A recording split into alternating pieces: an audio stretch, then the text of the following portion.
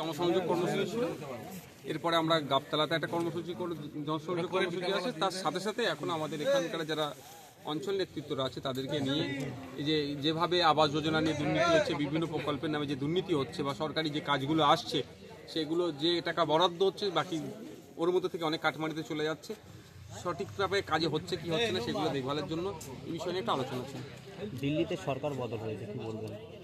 1993-এর পরে মনে আবার আসলো 2025-এ।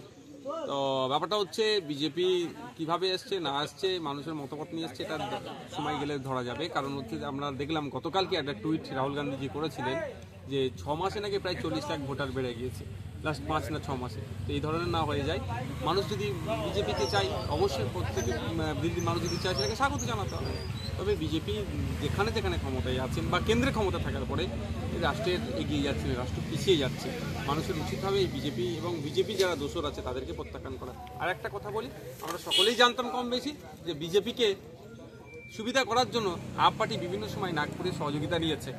আমাদের রাজ্যেও অনেক পার্টি আছে কম বেশি দেখছি যারা বিজেপিকে সুবিধা করাচ্ছে বা নাগপুরের কথা উঠা বসা করছে, তারাও সতর্ক হোক।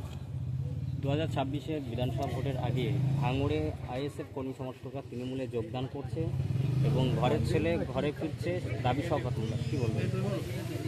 তাহলে সিপিএম বলবে তাহলে সিপিএম এর সব ছেলে ছিল, এক নম্বর কথা। কংগ্রেস বলবে স্বাধীনতার পর থেকে বাংলায় কংগ্রেসের শাসন ছিল। ব্যাপারটা হচ্ছে কে যোগদান করছে, আপনাকে দেখান তো কারা। আবার সেই শওকত সাহেব আমাদের জেলা পরিষদের একজন সদস্যকে বলছে নাকি তার কাছে গিয়েছিল।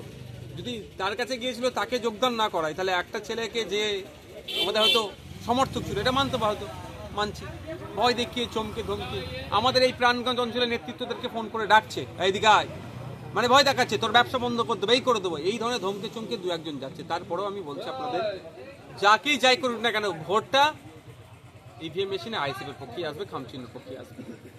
ভাঙড়ে একের পর এক আইএসএফ কর্মীরা তৃণমূল কংগ্রেসে যোগ দিচ্ছে, ফলে 26-এর আগে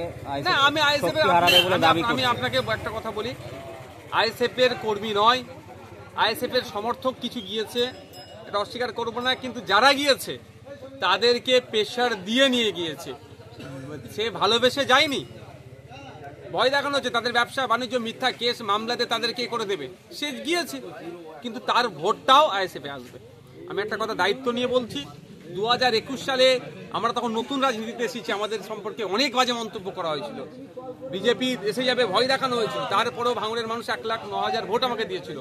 2026 এর থেকে অনেক বেশি ভোট পাবো। এখন ভাঙড়ের মানুষ নয়, সারা রাজ্যের মানুষ বুঝতে পারছে যে আইএসএফ কিভাবে বঞ্চিত মানুষের হয়ে লড়াই করছে। শওকত মোল্লা বিভিন্ন বক্তব্য রাখতে গিয়ে ভাঙড়ের সভা থেকে যে 2026-এ বিধানসভা ভোটে আইএসএফের শেকড় উপরে দেবে বা অন্যান্য বিভিন্ন হুঁশিয়ারি দিচ্ছে যে আইএসএফকে ভাঙড়ে রাখা যাবে না। বিজেপিকে রাখবে নাকি তার বদলে?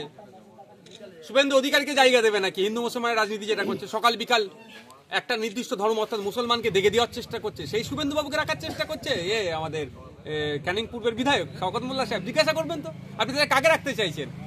যোগী আদিত্যনাথকে, যাকে যে সাম্বাল মসজিদের সার্ভের নামে 4-5টা মুসলিম ছেলেকে গুলি করে মেরে দিল, তাদেরকে রাখতে চাইছে? জিজ্ঞাসা করুন তো আগে। কেন শুভেন্দু অধিকারীও তো বিধায়ক, আমিও তো বিধায়ক, শুভেন্দু অধিকারী ওখানে গিয়ে তো শওকত মোল্লা চিৎকার করছে না, আমার এখানে কেন করতে হচ্ছে? ব্যাপারটা আছে এখানে বিজেপি তৃণমূলের যেটা যোগসাযোগ, নাগপুরে যেদের টিকি বাঁধা আছে সেটা প্রমাণ আবার করে দিচ্ছে। ভাঙড়ের মানুষ বুঝবে আগামী দিন তাদের জন্য লড়াই কে করবে। একটা কথা বলে রাখবো ভাঙড়ের মানুষকে, যে এয়ারপোর্টের নামে জমি অধিগ্রহণ করতে যদি বাঁচতে চান তাহলে এই তৃণমূলের পাল্লাই পড়বেন না। আশা করছি ভাঙড়ের মানুষ এদের পাল্লাই পড়বে না। আপনি বিধানসভায় বিজেপি বিধায়কদের সাথে কোলাকুলি করেন, মায়া কান্না কাঁদেন শওকত মোল্লা, কি বলছি? উনি একটা প্রমাণ দেখাক না, ওই কোনো মিথ্যাচার করছে। বিধানসভায় ওনার নেত্রী আমাকে ডেকেছিলেন মমতা ব্যানার্জি মহাশয়, তাহলে উনি বলুক এটা অপরাধ করেছে বা আমি অপরাধ করেছি, একবার বলুক তো দেখি। বিধানসভার মধ্যে আপনার সামনে কেউ এসে দাদা কেমন আছে যদি জিজ্ঞাসা করে, আপনি উত্তর দেবেন না? শওকত সাহেবের সাথে তো আমার কথা হচ্ছে বিধানসভাতে, আমি দাদা সম্বোধন করেছি, তাহলে শওকত সাহেব বলুক অপরাধ করেছি, একবার বলতে বলুক। আমি বলছি বিধানসভায় নওশাদ সিদ্দিকী কার সাথে কোলাকুলি করে না তাদের দলের মন্ত্রীদেরকে প্রশ্ন করলে মন্ত্রীরা চুপ হয়ে যায়, সেটা সত্যতা প্রমাণের জন্য কি হবে? আমি আমার মতো বলবো, শওকত সাহেবের মতো বলবে। যদি শওকত সাহেবের সেই সৎ সাহস থাকে, যদি দম থাকে, নওশাদ সিদ্দিকী ভাঙড়ের হয়ে রাজ্যের মানুষের হয়ে কি কথা বলছে, বিধানসভা টিভি চালু হোক, দুধকে দুধ পানিকে পানি হয়ে যাবে।